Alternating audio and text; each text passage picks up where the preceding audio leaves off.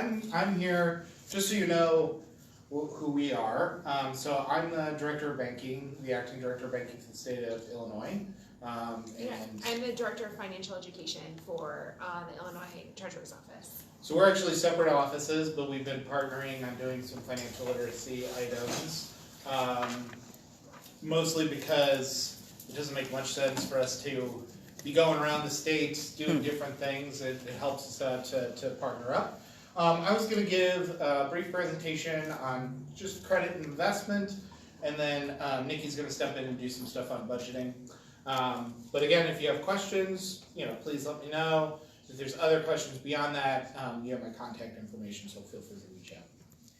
So, what is your credit? A lot of people hear about your FICO score and what is my FICO score and how do I get it and where did it come from?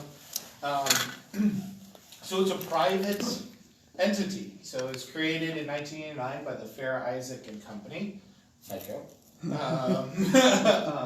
And it was a model based on a series of consumer files, and I'll explain why you have scores that differ between, if even right now you'll have a score that one company will say is this and another will be in a second. True.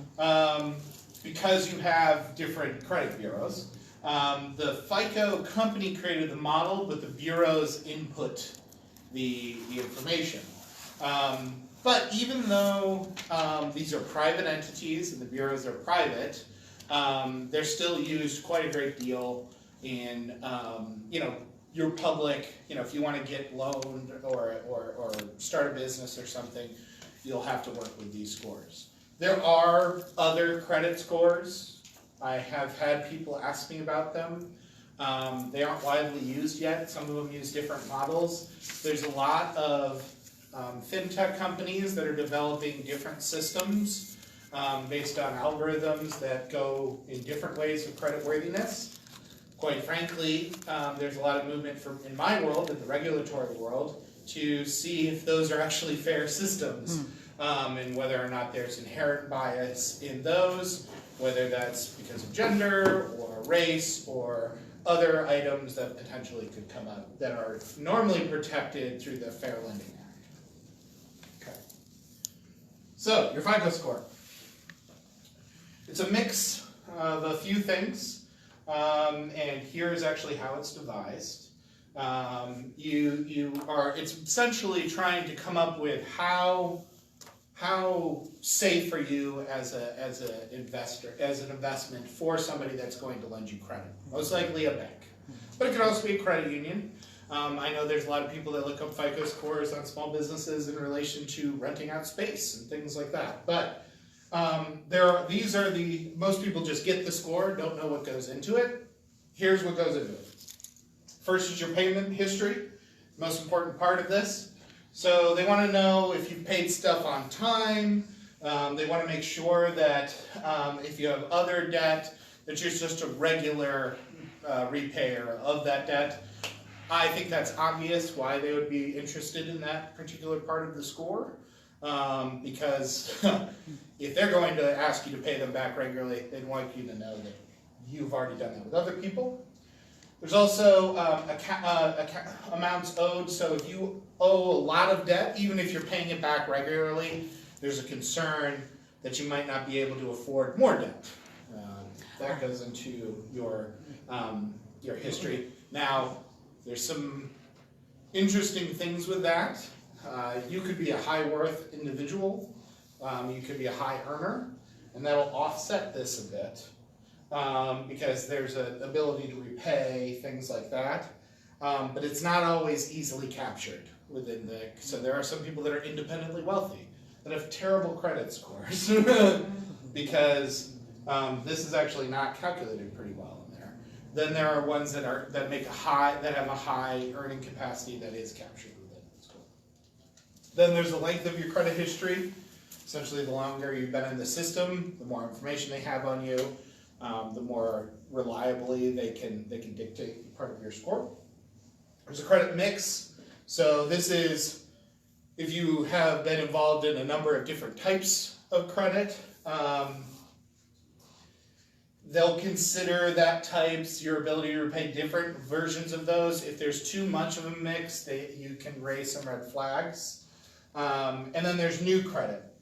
If you keep opening up new like accounts, new credit cards, things like that, that can also ding you. These are smaller on the list, but a lot of people don't realize that goes into your credit history and dictates your score.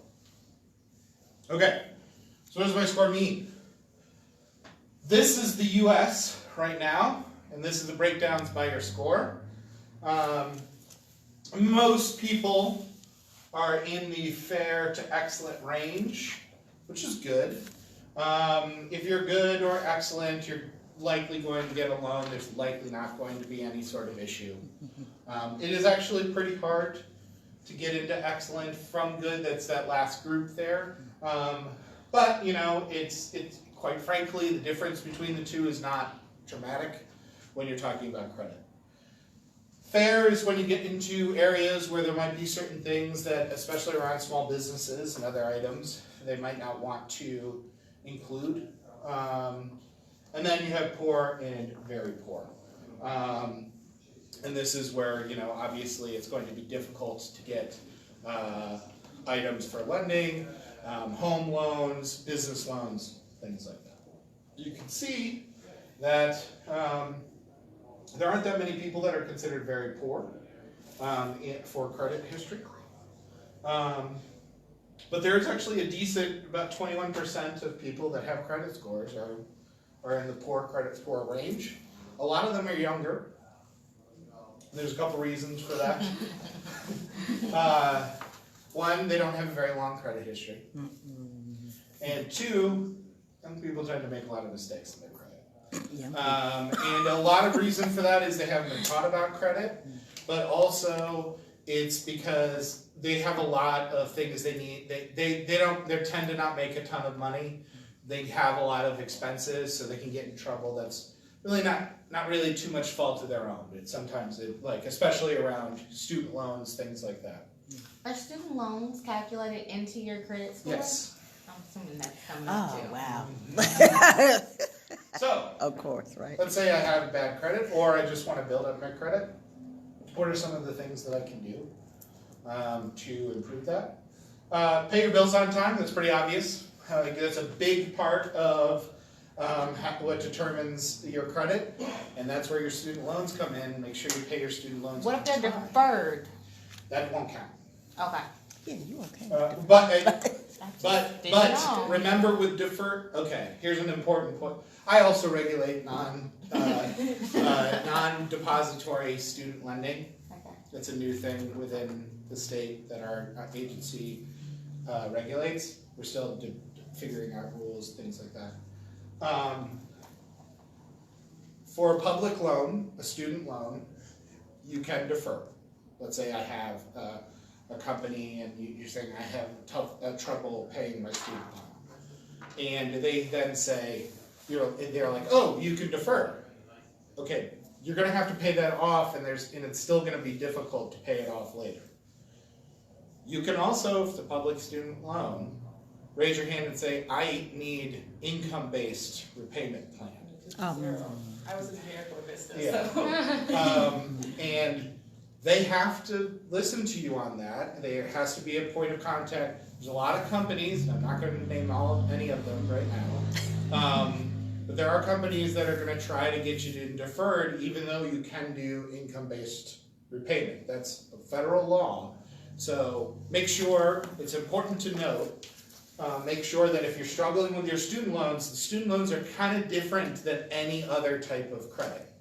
Because the vast majority of student loans are given out by government entities, or are approved through them, things like that, that rule comes into play. Now, if you struggle and raise your hand and say, like, I'm struggling to pay my mortgage, that's tougher. But for this one, there's an income-based plan. Okay, try to pay off your debt, self-explanatory, and keep your balances low on credit cards and all other revolving credit. You can hold a balance on your credit card if you're making your payments, things like that. Keep it low, though. That kind of signals this person understands what their credit limits are, and they understand their credit. Apply for and open new credit accounts only if you need them. Do not get that teaser rate on a credit card when you already have another credit card because it has a great little rate on it. That's going to hurt your credit. Even if you're paying them both off, if you keep doing that, it's going to cause issues to your credit. Don't apply for too much credit. And this is an interesting one. Let's say I'm requesting it. Even the act of requesting dings on your credit score. So if you do it too many times, it's going to show up. Now those roll off your credit score pretty quickly, comparatively, but it does ding your credit. People don't realize that. It's important to know that. Here's the other thing. These credit bureaus make mistakes. Oh, yeah. So, dispute inaccuracies on your credit. They're only getting it from the information they know. So there might be something that's resolved, but in their system they don't see it as resolved. So there's 3 credit bureaus. TransUnion, Equifax, and Experian. Equifax probably sounds familiar, right? We'll get to them in a second. All 3 of them have a credit score. It will be different for everyone based on the information they have. It should be relatively similar. There might be like a couple points here or there. That's not a big deal. But if one has you as a poor credit and the other one has you as good, you need to figure out why that one is a poor is coming in that way. And a lot of the times it's just there's a discrepancy that they think you owe somebody something and you might not. It's happened for me, that it appeared to be something that I owed, but it was actually a relative of mine, and you can correct that. That happens all the time. Equifax, remember though, these are private companies. Equifax was attacked, and they had a data breach. And that also entered into a lot of issues. So it's important to know who you're talking about. You can also go through them to freeze your credit, which we'll get to, if you're having issues. Okay. All right. How long do these things stay on your credit report? All right. So late payments. So I missed a payment, right? Or I was late in payment. That stays on your credit report for 7 years. Why so long? What if it was just a day? It'll be on your credit report for 7 years. It's not that one day, not going to impact you that much. But if it's a month, that's going to, and let's say you got into a bind for a little bit of time, it's going to stay on your credit report for a long time. Now here's what the longer it goes, the less it counts harshly on your credit. You can rebuild. But just so you know, it's going to be on there for 7 years. Collections, same thing, 7 years. So collection due to delinquency will be on there for 7 years.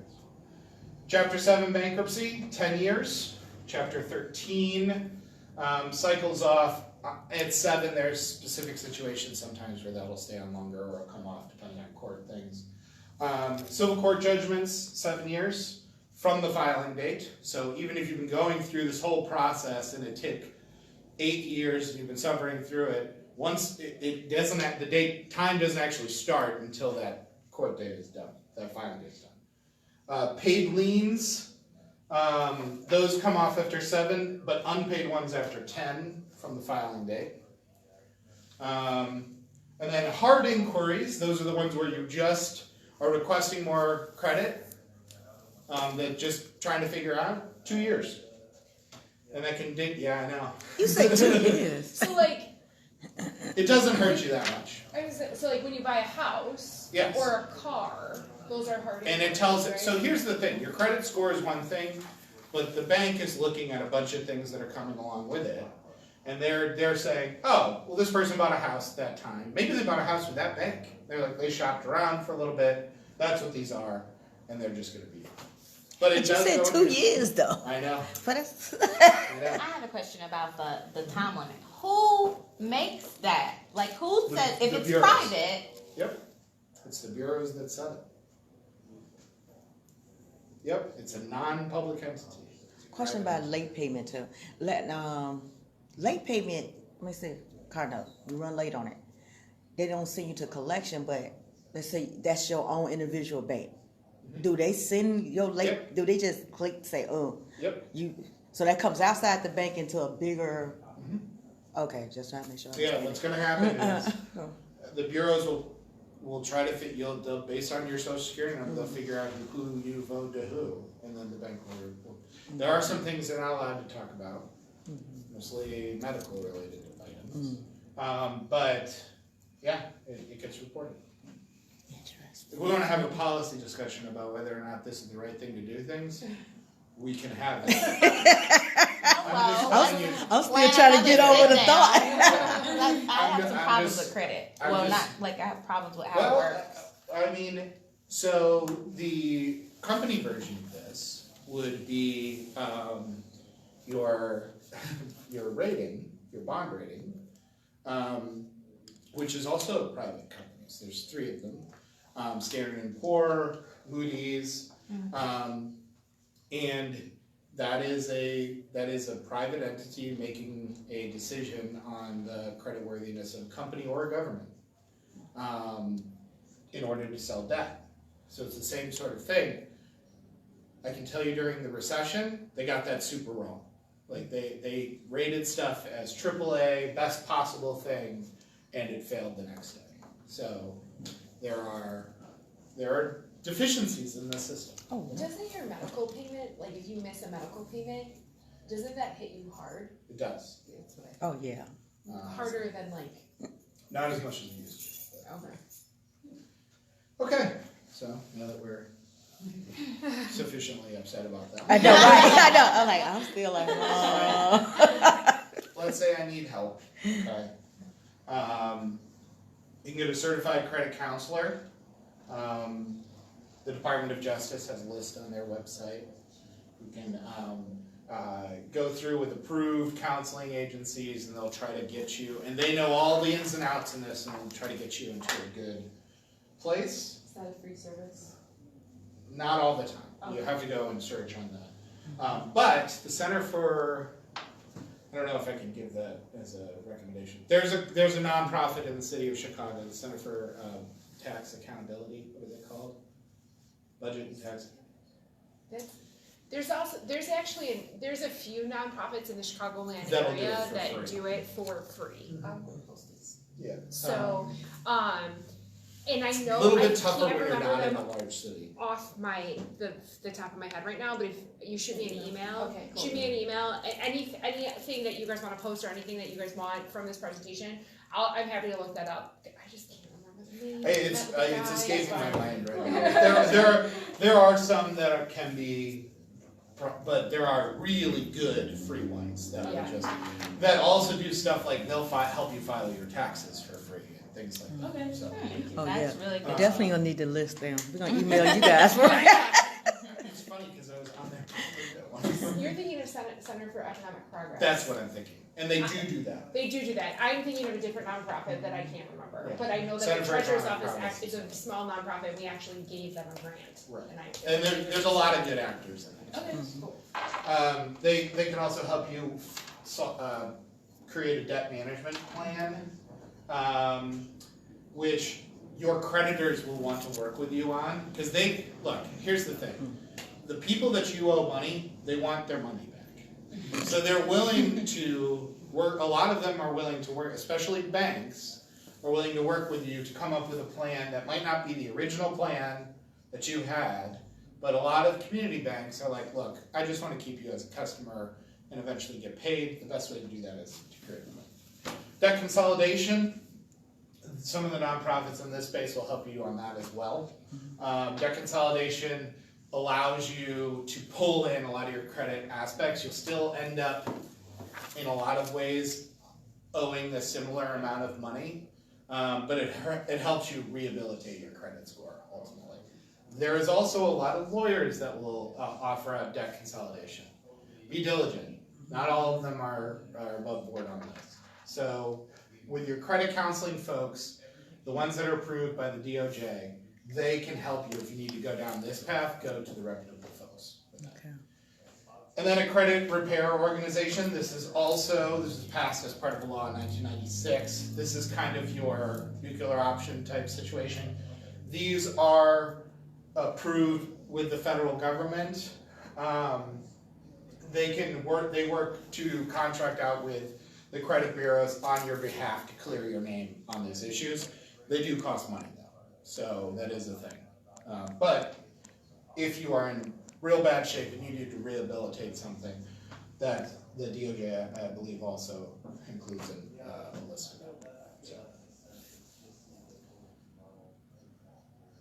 All right, let's go to investment. Yeah, sure. Before we leave credit. Yes. What about the people who are supposedly trained to help people fix their credit? So there Yeah. are programs that help like people like us to sit down with other people to say, hey, I'll help you fix your credit. Yeah. It's all over Instagram, Facebook. Yeah, and a lot of those are these folks. There's a Credit program cards. that tests them. Some of them who are go with the ones that are on the Department of Justice website, things like that. Because there a lot of those that are posting on that, they got their training through that, and they're good to go, and they're totally above board. There's a lot that aren't though, so you just got to go to the reputable sources that train these folks and are out there that are professionals in that space. Okay, I have another question about Yes. credit before we move on to the next topic. How accurate is Credit Karma? Ooh. They pull from the same bureau database, so I'd imagine it would be pretty similar, but I don't know off the top of my head. So I just know from personal experience, like Chase has a free, I bank with Chase, they have a free credit thing, and my Credit Karma, they're usually within a few points of Yeah. each other, They're but pulling they're the never the same same. They're pulling the same information. Like, it's not like one's gonna say you're good and the other one's gonna be like you're in the poor. Yeah. Like, it shouldn't be that far off. Right. But is it necessary to go to them? Probably not. Like, I mean, your bank usually has your credit score and is willing to give it. So, Every time you check, doesn't that affect your score? Okay. Every time But- you check your credit score? it does. Oh, that's a but good here, question. but let me explain what checking your credit score is. An official check of your credit score is those hard pulls I just explained. If you go online and you go to a thing, it's usually not a hard pull. So when I Also, log like- into Credit Karma, It shouldn't be. it shouldn't be it pulling shouldn't at be. all, though, right? It's just showing me No, what it my... should be pulling from the same information, Oh, but it shouldn't be. But it's Like still Discover, 2 years like, though before we get I know out. some credit cards. Is that Some wrong? credit cards, it's a hard pull. Oh God. Well, Discover's like, oh, you can. I think with Discover, I don't take my word for it. I think that they're okay. So I think, yeah. I was Usually gonna when say, they- like Chase, Usually when they offer it, Okay. it's fine. Okay, cool. yeah, because I was saying, But like, you I know- can ask that of essentially any creditor, Yeah. and they might pull you as a hard, So, which like, is where that rumor Is it slash on the app? thing. Yes. Yeah, so Chase is the same way, and they're like, you could check it for free every week. So like, I Oh. think that it's different than what he's talking Okay, about. cool. A lot of larger banks, they are touching your credit, but they already have all your information, so it's not. They're just doing it. Oh, so it's best to go that way then. Sound Yeah, I mean, usually. without getting dinged for 2 years. Okay, I'm stuck on the 2 years. 2 Yeah. years is a long time just for me to be passing by. Yeah. Right. I think it's crazy. But really what's happening is they think somebody's testing your credit to see if your credit worthiness, which is like you're asking to open up multiple things. That's why that's hanging out there. But if it's your bank and you're like, hey, I just want to know what my credit score is, like you're just diligent on that, then you're fine. But this brings me, and I know like we got stuck on this credit thing. So this brings me to this, because I really don't like credit cards. I probably got one little JCPenney card. But I was thinking about going to get a credit card that I could use for a lot of different things. How do you know not to, how do you find out what place you'll be qualified for without going to different, am I making sense? You can talk to your bank, quite frankly, because they partner with a lot of different credit card companies. Okay. There are a number of online providers that are not going to test your credit. They're just going to tell you which credit cards are good for what. That's why I needed, yeah, because I'm thinking if I go to all this trying to Those- figure you're out not who's gonna going to work. yay me No. to come in. Usually Okay. you can search for which credit cards have the best benefits and rates attached to them before they even figure out who you are. So that's what I would do there. The internet's great now. There's a lot of people. It used to you have to like just go with somebody, but a lot of people have compiled like sites that show like here are the benefits. Since we're on that topic, there's a couple of non-depository lenders that look like credit cards or will offer credit cards but are not depositories. We had that question the other day. Your Venmo and those companies, those are not FDIC insured. So if Like something goes, PayPal credit card? yes, Got it. PayPal is attached to somebody. I forget what. I think a banking. I forget what it is. So if something goes, you print it off. You might be in trouble. You got to go look at if your bank fails tomorrow We're insured. and you have $1,000 in your account, you will get that $1,000 back. But if you keep it in Venmo, then Might not get it back. got it. Just make sure you Repeat that read. again, what you said? So if you keep it in Venmo, because Venmo's not insured, then and they go under, then that means you're $1,000. I'm not saying Venmo is going to go under. I'm I just know, but saying- we just using Right, it as an that's example. what that- Right. Um, We're not saying that. I'm not saying that. This is a whole. If you're going to record this, Yeah. these are my opinions. Exact opinion. This has nothing to do with the state of Illinois. Exactly. Yes. But what I'm saying is, read the fine print on those financial economics, because they might look like a bank, they might walk like a bank, they might talk like a bank, but they're not always banks. There are some that are, and there's some that aren't. Okay. All right, let's talk about investment. Three-legged stool of retirement. Okay. You have your workplace-based retirement savings. Hopefully everybody's got that. Sometimes there are employers that aren't. If you have a company that is in Illinois and that has 25 or more employees, but you're not getting a retirement program, you need to talk to Nikki afterwards. Because that is... This is Nikki. The Treasurer's Office has a program that is now, it is required for companies 25 employees or up to offer a work-based retirement savings, and we work with them. It's It is there's a newish, Yeah, pretty new requirement in the state of Illinois. Not all states, in fact. Most states don't have that. That is something in Illinois. Social Security. Most people have Social Security. Are you on? I do not have Social Yeah, I Security. didn't think you would. I'm a former teacher, teachers and I work don't. from the state, so.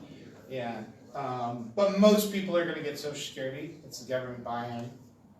I have a little bit details on how that works, but that Social Security is usually, most people can touch it.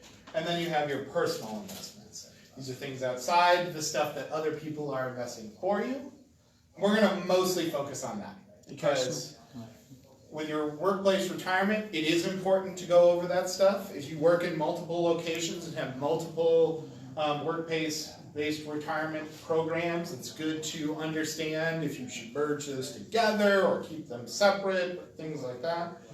And if you don't have Social Security, I'm sorry, but everybody who doesn't have Social Security actually has a pretty strong workplace-based retirement. It's just how the system currently works.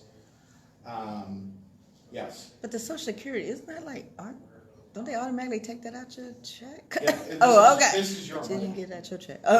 This is your money. Yeah. Yeah, because I've been getting a pension from the Oh. team, Yeah. like, it's just a right. Okay. So stuff was taken out of my check, just not there. Because I was wondering where that money going. I'm like, that's Yeah. You're paying into this. That's what I'm saying. Okay. Right. So You're actually technically paying into this too. That's.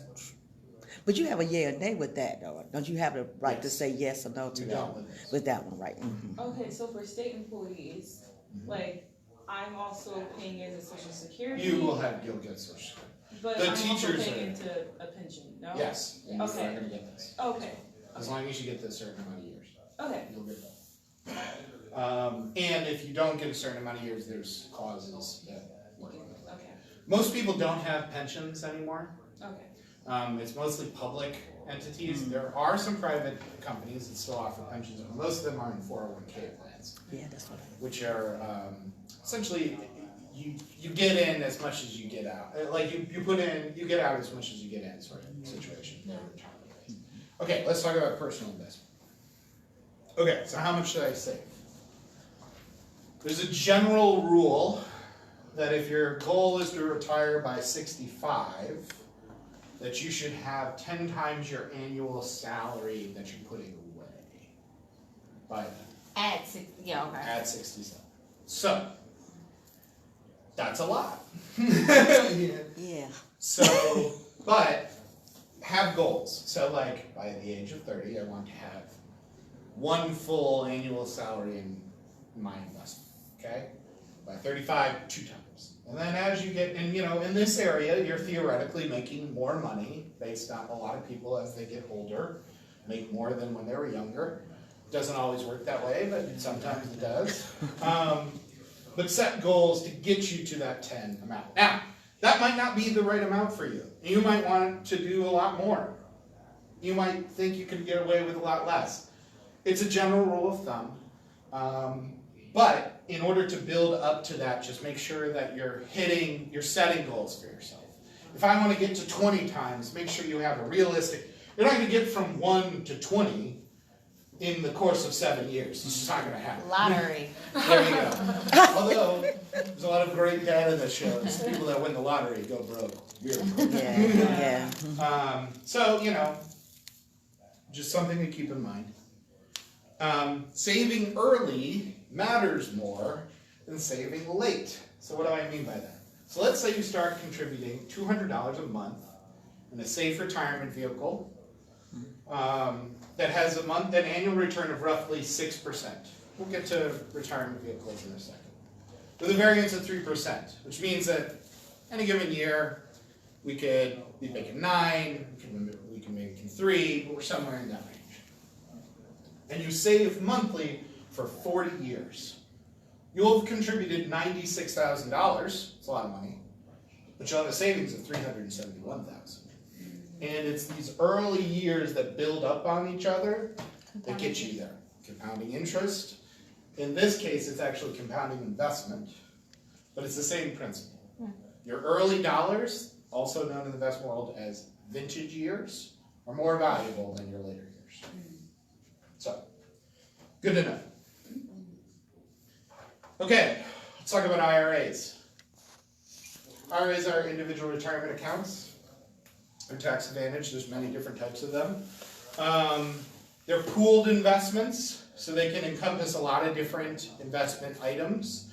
You can buy them through different investment brokers like Vanguard or Edward Jones or something like that.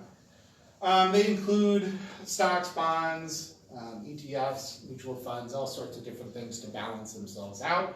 Their goal is to be relatively stable and follow the market. They're not going to make you a ton of money, but that's not their goal. Their goal is to grow slowly over time.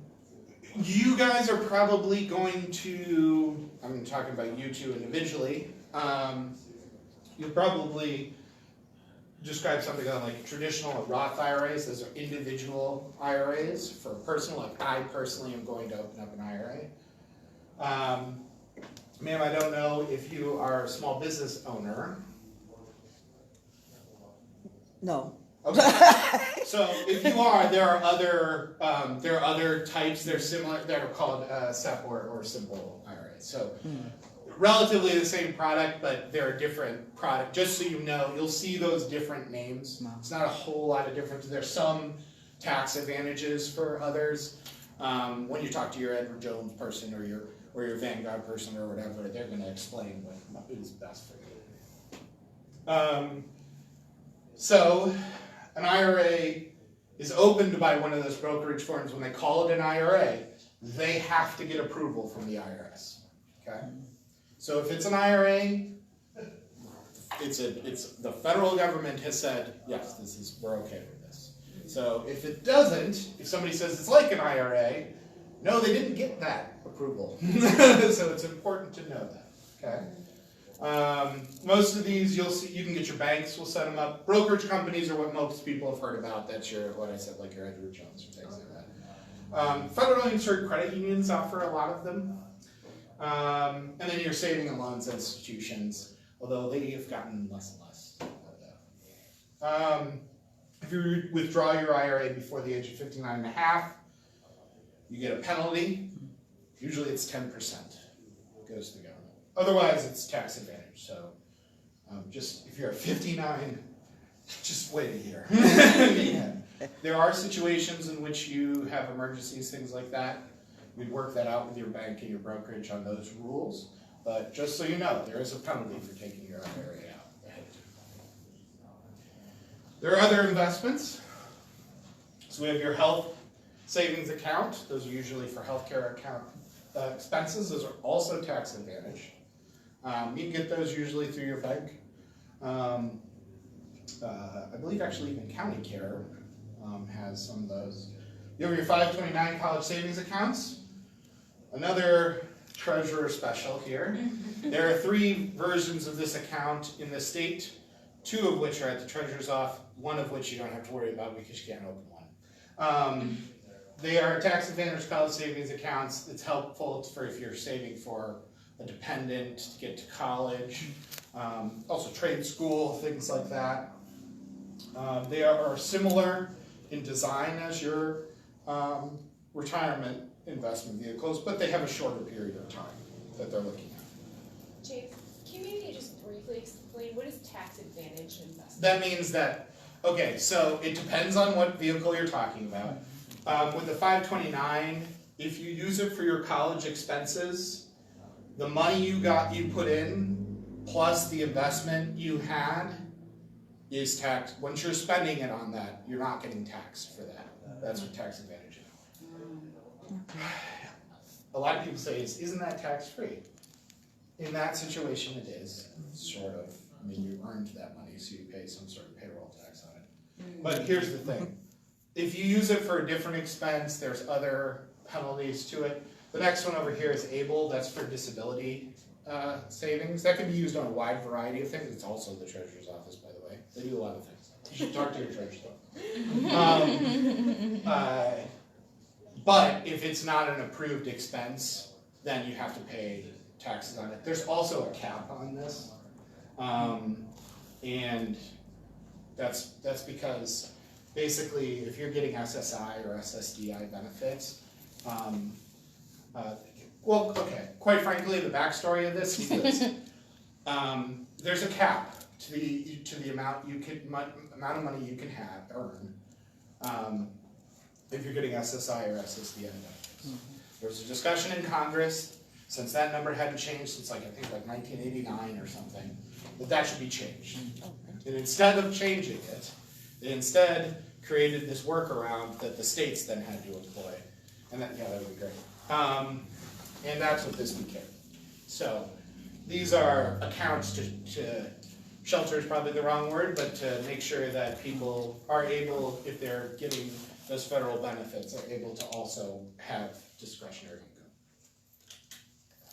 income. Then there's an individual retirement annuity. A lot of people get these as a replacement for an IRA, but I've seen more and more folks get them as just another pit of money that they've put in. The advantage of these is that they guarantee a certain amount of money every month at a certain point of time, depending on if you followed all the rules for the annuity. There's a lot of tough things about them. If you want more money out of it, if you other sort of things, if there's a person, if you pass away before the benefits on those, that might not make that the right thing for you. But just know they're out there. Your brokerage firm that's doing the IRA will do the annuity as well. So that's kind of the investment discussion. Any other questions before we get to budgeting? You got my contact. Don't Feel free. have any. We probably have about 10 minutes. It's 5:30 now. Okay, yeah. Okay. Sorry. Yes, no, you're fine. I could actually kind of speed through this a little bit. Okay. And then I could always, you guys could follow up, you could do, I know, it seems like you guys may wanna try this again at a different Yes. time, which I think would be great. Yes. And there's actually, well, we could talk offline too, I think there's other ways that we could even, it's not just the two of us, we can find some other things. Yeah, yeah, so we could talk. So, and I'll skip through since we only have about 10 minutes, I'll get to the real meat of it, which is, for me, is really, feel like everybody knows you need a budget, right? But how to actually do a budget. So that's clearly the wrong date. Anyway, so I'm gonna skip some of right these. here. About to say, yeah, the Right. meaning's the same, right? So this first step is always to figure out your monthly income, and that's after taxes, so like how much money you actually have to work with. This gets a little bit complicated if you have several jobs. So like make sure you're including, if you have a part-time job, make sure you're including that part-time job. You know, if you're making money, you know, you're dog walking, include that money. So this is called the 50-20-30 budget strategy. And this is not something that the treasurer's office like invented. This is a pretty well-known strategy. But basically, it's the way you should think about it once you have your monthly income is that 50% should always go to your needs, 20% for your savings, and then 30% for your wants. So, and that is the order in which it should also go. You pay your needs first, then you pay your savings, and then you pay your wants. So what does that look like? So income that goes to needs, actual needs. Housing, food. That means actual food, not like I want to go out to, you know, McDonald's every day, you know, whatever it might be, like food. But okay. Childcare, basic utilities, transportation, a phone. For some people, that's going to be a cell phone. For other people, that may not be a cell phone, depending on their budget, but you probably need a phone of some kind. Loan payments are 100% part of your needs. So those student loan payments, it goes immediately. That should be like one of the first things you're paying. That and your housing is probably your two biggest expenses. So, and this is just some things I'll go through real quick because I know we're out of time. But like debt management, how to kind of go through, kind of fits in what Chase was talking about too. You pay on time, decide what debt to pay off first. You have a lot, and if you have extra money in your budget at the end of the month, kind of figure out what has the lowest interest rate, what has the highest, should I pay that one off first as opposed to something else. You can sometimes negotiate for lower interest rates too if you call. So then 20% of your income goes to savings. So this is where people usually always want to cut. And it is our belief that you should not cut that way. Where you should cut is the third category. So I always call it pay your future self. That's how people sometimes need to think about it instead of savings. Like you're literally paying yourself for when you retire if you put it in savings, or for whatever type of fun vacation you may want, or whatever you're saving for. A house. A house. Vacation house. Yeah.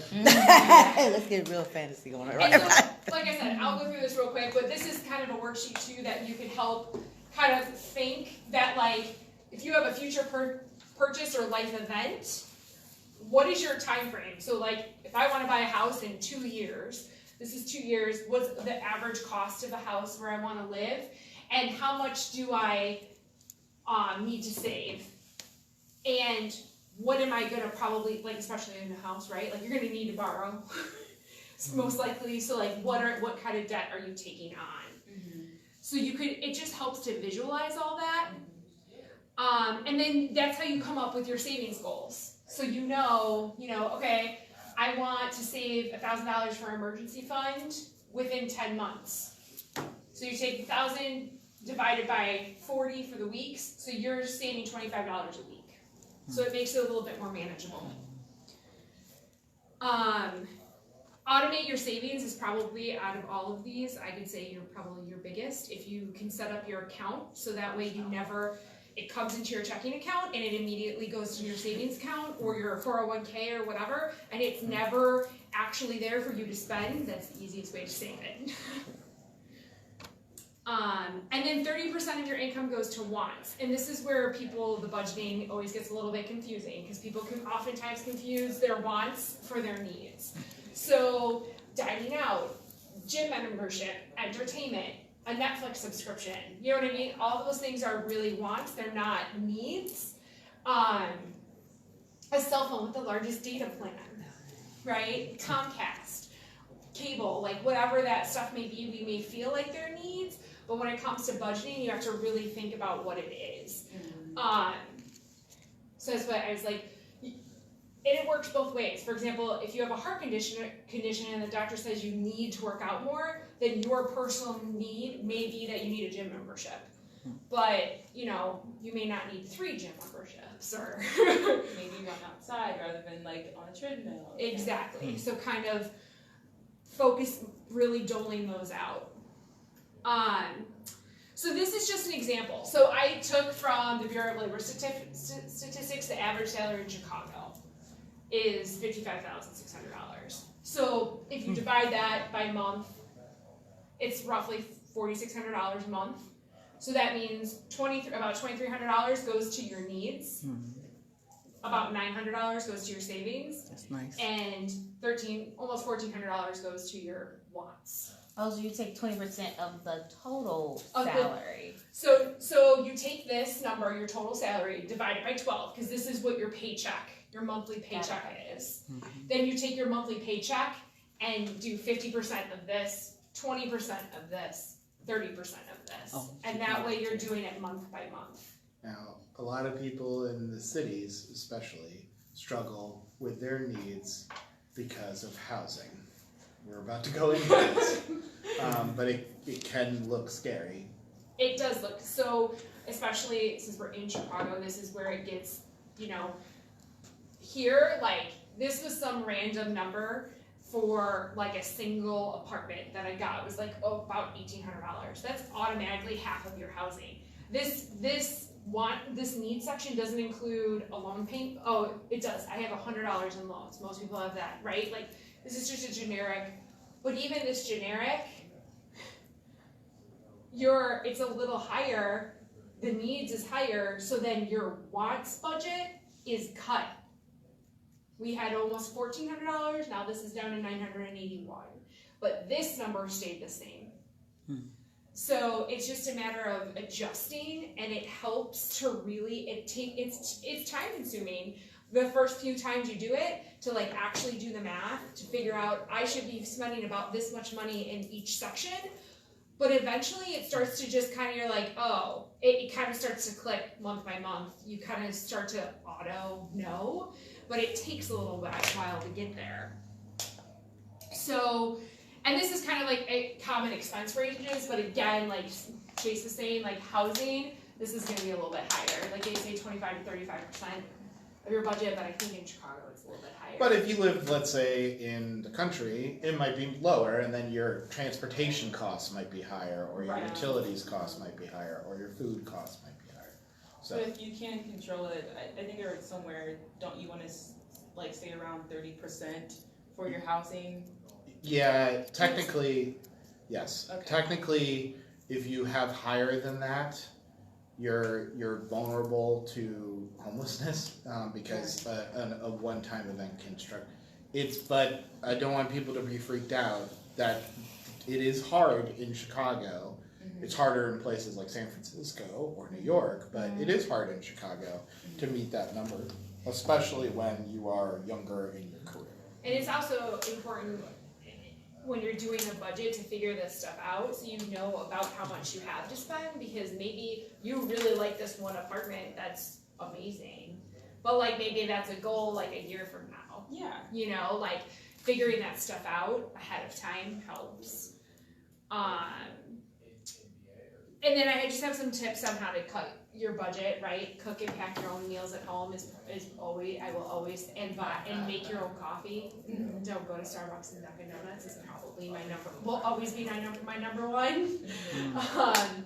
But there's some other tips in here, but it's just, you always want to cut in your want section first.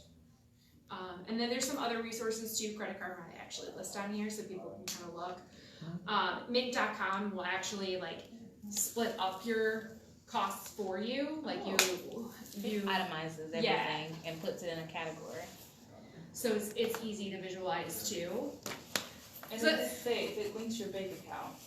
Yes. Intuit is the overall umbrella, and that's also you can do your taxes through. I think it's You can. Something is linked to Yes. Intuit.